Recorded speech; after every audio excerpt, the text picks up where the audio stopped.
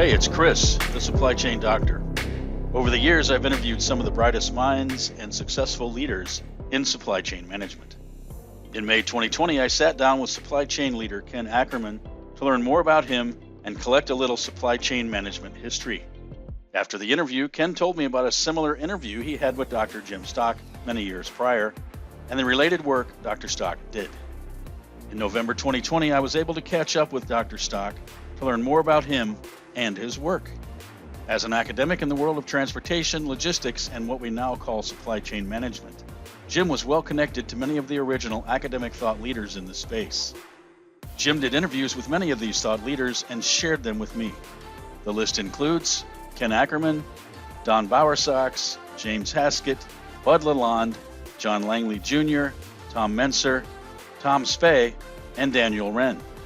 To carry on the great work started by Dr. Jim Stock, I am dusting off these interviews and bringing them to you to help you get a better understanding of supply chain management and become a more effective supply chain professional.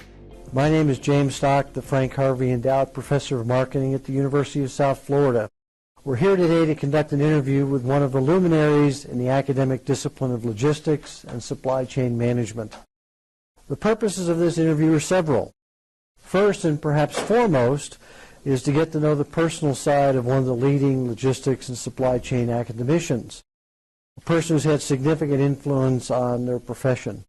We often read the person's books and journal articles, we listen to their presentations at academic or professional meetings, and sometimes even have individual discussions with them at various events and venues. However, we rarely get to know the person beyond the professional aspects of their careers. In the field of literature and art, researchers often consider the what, why, how, who, and when of a particular book or painting, short story, poem, and so on. They speculate on what might have motivated the writer or the artist to write the book or paint the painting, to determine the message or story of the text or art, and the writer or artist's perception of the contributions of their work.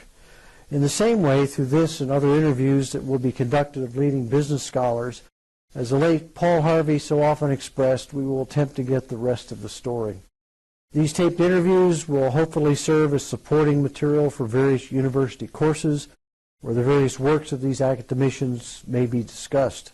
They will be of significant impact in courses where history and theory are being examined, since these individuals contributed extensively to that history and theory.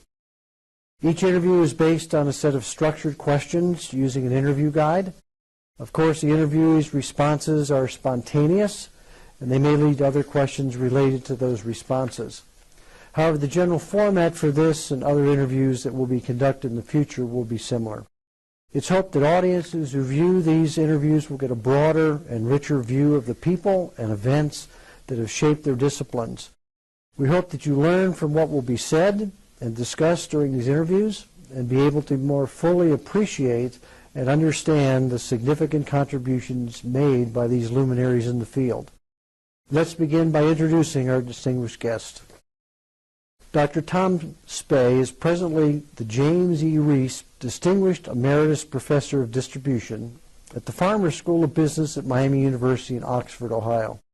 He graduated from Miami University in 1966 with a Bachelor's of Science in Marketing. He obtained an MBA from Miami University in 1968.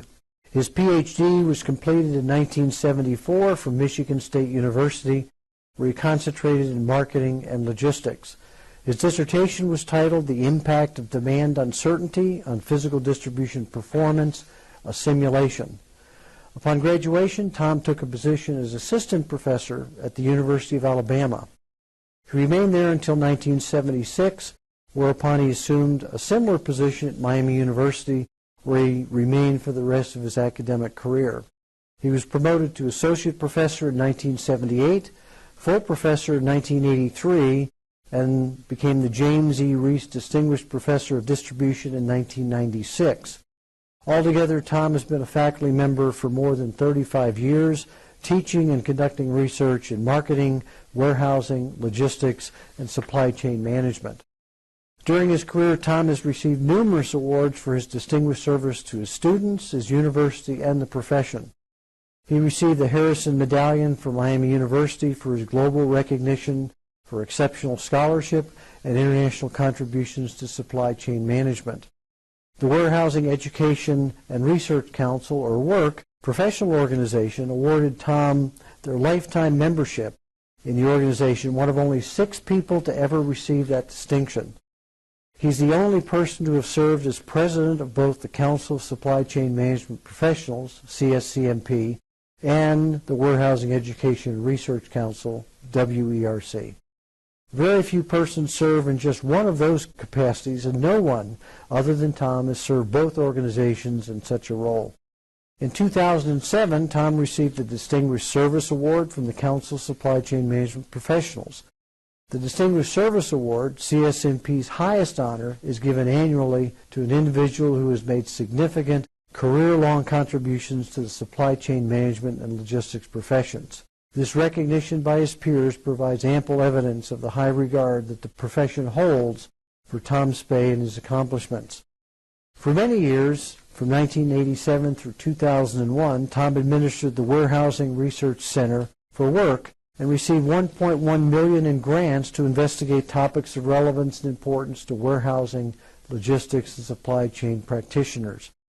There is probably not a member of WORK who has not received some and probably many innovative and business-changing ideas from the research published by the Warehousing Research Center.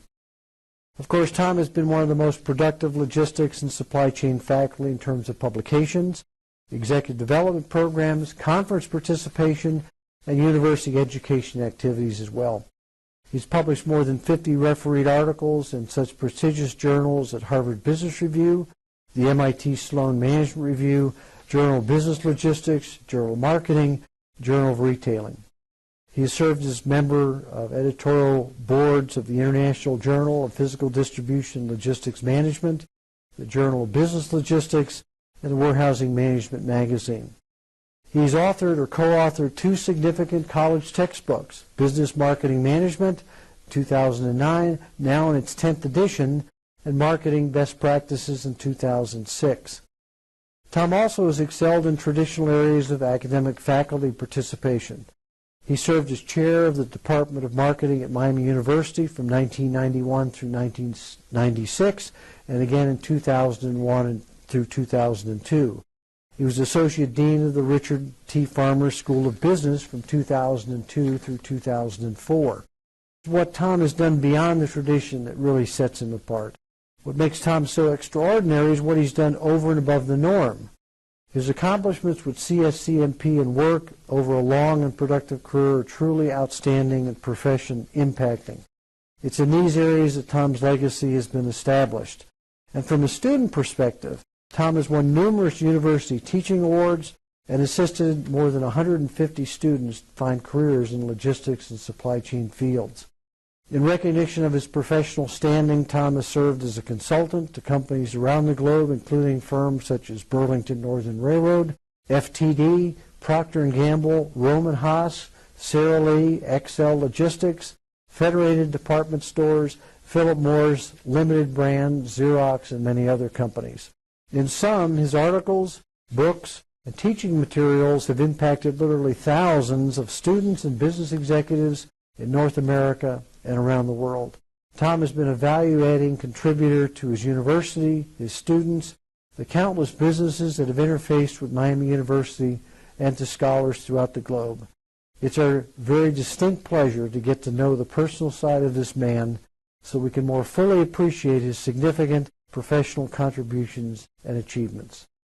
Tom, let's begin by asking some background questions of you. First one being, when and where were you born? Jim, I was born in Cleveland, Ohio in 1944. Was there something in your childhood that you remember that you think may have shaped your present personality and how you view life? Probably a father who was very demanding and required that I always do my best, and that one had to strive to always be on top. Do you think that particular personality trait is what has made you the person you are now? It's been a major driver, always trying to be the best that I could be and use my talents to their fullest. How about the opposite? Were there any things that you think in your early childhood that you picked up that impeded your progress or slowed it down a bit? Yeah, kind of the parallel to the first one, which was being criticized for not doing very well. One always was looking over one's shoulder, about was I doing the job right. Now, if your parents could be here right now, and I would ask them this question, how do you think they would have described you as a child? Oh, I think they would have described me as a pretty good kid who was quiet but a little mischievous and tended to get in a few scrapes now and then. So over the years you've become less quiet, though? Much less quiet. As you think back when you were very small, are there any vivid memories that even today you still remember as a child? I remember the time when I'd made a parachute and I was going to jump off the second story of the house, and my mother wouldn't let me, and it was a crushing blow. Probably a wise decision on her part, but crushing to me after all the work I put into it. Now, as you grew up, I assume, in Cleveland? Yes. Tell us a little bit about your secondary school education. It was probably not a great educational experience because I was not a highly motivated student. My sole interest in high school was to play football, which I did for 5 years. I lived and breathed and slept, and about everything else was revolved around football. What specific high school did you attend? Cleveland Heights. And what was your favorite subject? Economics. And why was that? Challenging. First time I'd ever been challenged in high school was as a senior by the economics professor, Mr. Bertadato. Still remember him fondly. Scared the hell out of me. Now, you mentioned playing on the football team. Any other sports? Oh, I tried a few. Track, I wasn't very good at it. Football, I really wasn't very good, but it was one where you didn't have to be good. You just had to be kind of stupid and tough. And I was a little bit of both. How about school clubs or yearbook, politics, any kind of organizations? No, I didn't do much. Again, I was not the best student in high school. Out of a class of 550, I was 270th. Okay. So you wouldn't have put me up as a poster child in high school. You mentioned your economics teacher. Why do you think they were influential? And were there any other teachers that were influential in your development? Yeah, I mean, the economics was influential because I, for the first time, found something that was interesting to me and also challenging, and the teacher was very, very hard. And I liked the challenge, and I liked the material, so the two of those things together kind of was motivational. The other was a history teacher that I had for American history, an English lady, and again, she was very interesting and stimulating. And again, unfortunately, those two came as I was a senior in high school when I finally started to find my way as an academic. Is that when you started thinking about college, when you were a senior? Or did that come earlier? No, it was when I was a senior. Were your parents looking towards you going on to college? Oh, they weren't looking. It was a fait accompli. I was going to college, whether I wanted to or not. Would you have been the first person in your family to go to college? No, my dad. My dad graduated from Case Western Reserve with a degree in engineering. How would you describe yourself as a student socially? You've talked a little bit about academically, but how about socially? I was kind of a clown, always looking for a laugh. Did you date extensively? A fair amount, yes. Fair amount, okay. So you had a good time as a student? I had a very good time. And so what did you like most about high school? Football. What about the least thing you liked about high school? Some of the classes that I took in areas that were not of interest. What did you do outside of school? What were your hobbies or interests outside of the high school activities? Other sports, primarily. I was a fairly unidimensional person in high school. Okay. It was socializing with girls and sports. Did you achieve any honors while you were in high school? None. Did you letter in football? Oh, yes. No, that was an honor. With sports being such an interest, did you have idols? Like sports idols, Mickey Mantle or Joe DiMaggio? I did. I had two very big sports idols. And who were they? Jim Brown and Rocky Colavito. Okay, so a football player and a baseball player. Right. Why did you pick them? Well, because Jim Brown was the best running back ever to play football, and Rocky Colavito was just such a personality, a larger-than-life individual who was easy to relate to as a teenager. Now, did Colavito play for Cleveland? Yes, and then he was traded to Jim Detroit. Brown played for the Browns. Right. Did you have any other interests besides sports? I like to build things. I built a little race car, a go-kart. I did enjoy putting things together. Was that like a soapbox derby car? Or? No, it was a go-kart where I took an old engine off of a lawnmower and then rigged up a sprocket and kind of had my own little go-kart that I would tool around in.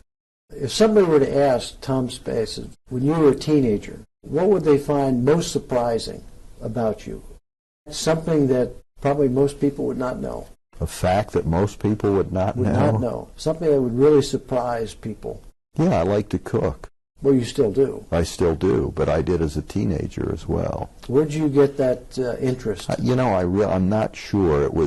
I had a mother who would never get up in the morning, and so the duties of making breakfast for my father and sister kind of fell to me because I was up at 4:30 delivering newspapers every morning. So I kind of developed this, I'm going to make breakfast routine, and I think that's where it started.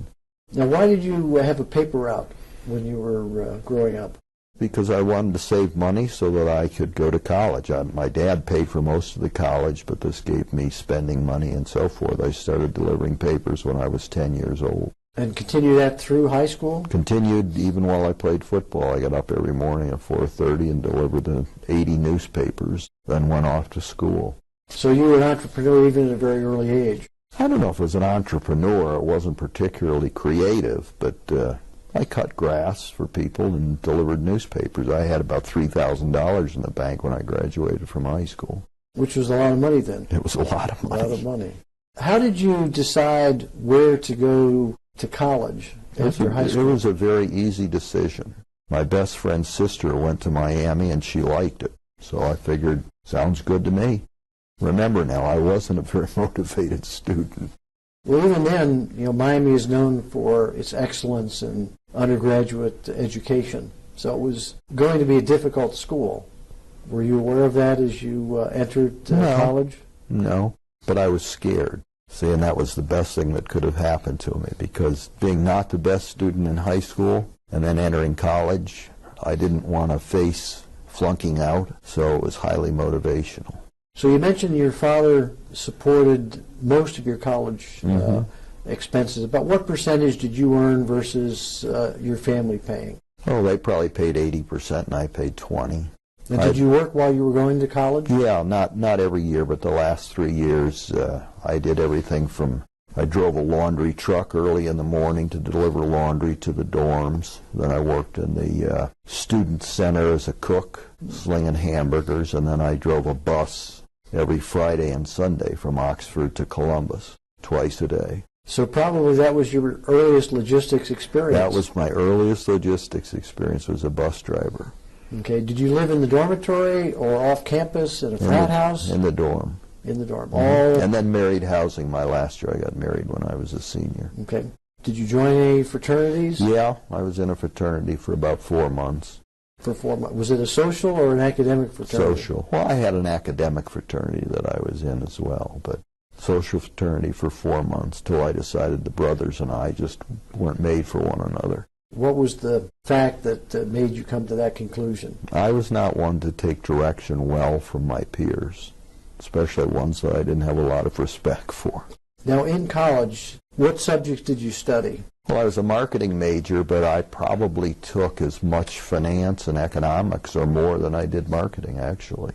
Why did you choose marketing? It was interesting. I found it to be an area that held an interest and a challenge, thinking about creating products and then, how do you get those to be of interest to the public and selling them, and it was eventually going to go into sales. Did that relate back to that economics teacher in high school? In a way it did, because that's what stimulated my interest in business. So Tom, tell me about your interest in business in the university. How did that develop? Probably one class was really a major pivot for that, and that was I had a class with a guy named George Thatcher for economics and taxation, and I was just so blown away with his ability to teach, his knowledge, the way he presented things. He walked into class the first day, never had a note the second day or through the last day, and yet would walk in and for an hour and a half teach the stuff that was enthralling, and he was just unbelievable. He was one of my early heroes. So when in your 4 years did you get the interest in going on beyond just a bachelor's degree to get a master's degree? I started thinking about it at the end of my senior year for two reasons. One, I really enjoyed school. I liked it. It was in, the 60s, which was kind of a turbulent time, and I was married, and my wife was behind me, and so she was going to be in school for another year. And so, again, enjoying the school experience, thinking it would be of benefit to get a master's while I could, I decided to stay on at Miami and just complete the master's while she was finishing her degree. You continued taking marketing, which was your interest area, in the master's program as well? I took marketing and finance, basically. Again, took as much finance as I did marketing. Again, had a professor that really was good and challenging and exciting, and so I wound up taking 3 of his courses. Was that individual sort of like a mentor to you? Yes. I mean, a really great role model in terms of teaching and approach and style and that sort of thing from the teaching side of things. And then I had another professor in marketing who was the chair of marketing, Joe Seibert, who was the same way, totally different individual, but very much of probably my major mentor.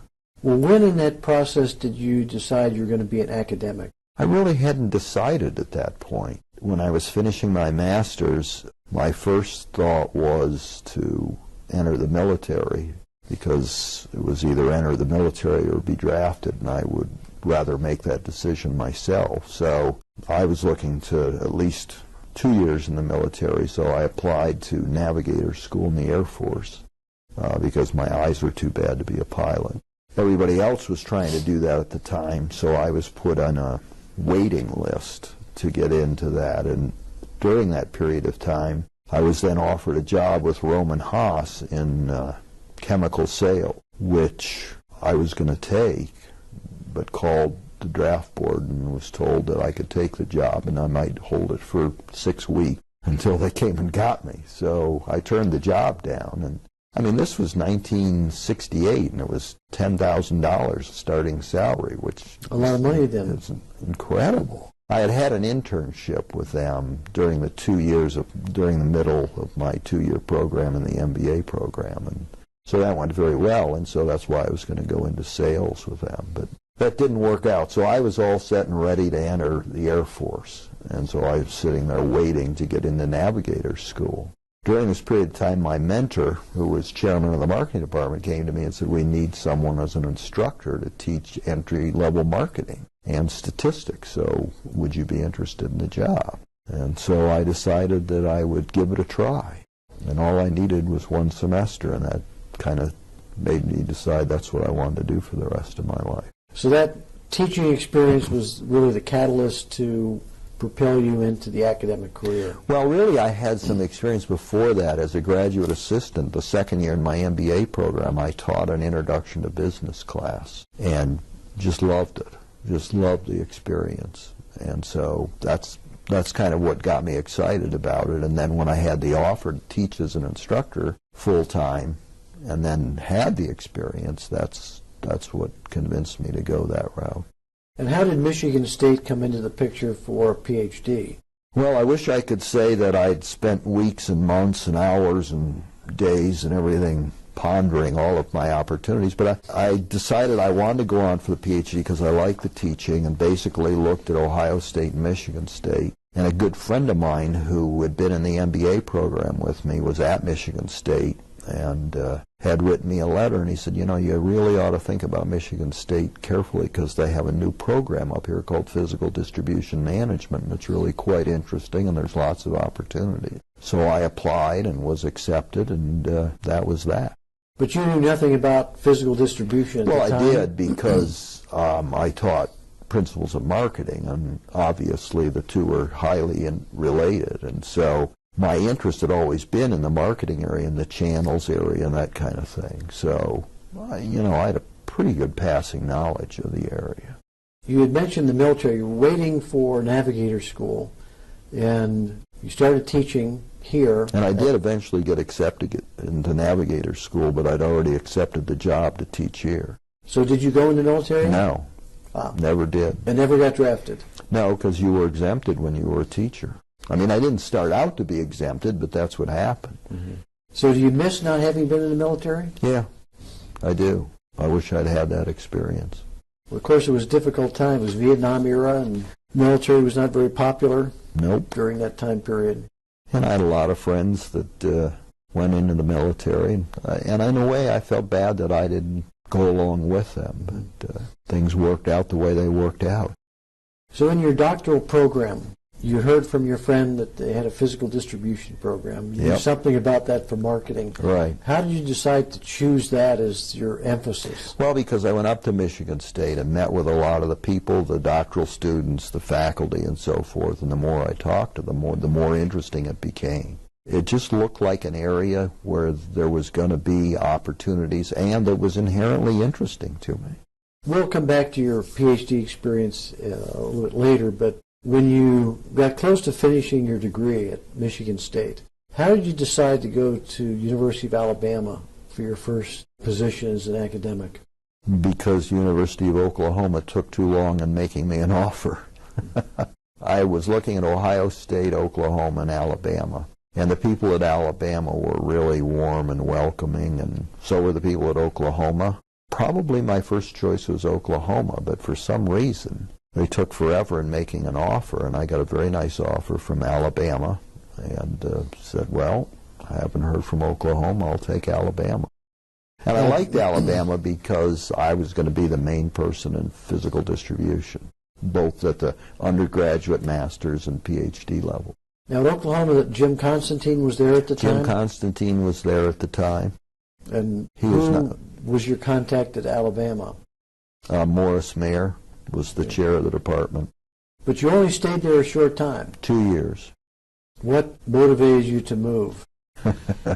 Environmental things. The South was an interesting learning situation for me and the family. I had 2 children at that time. A cultural difference?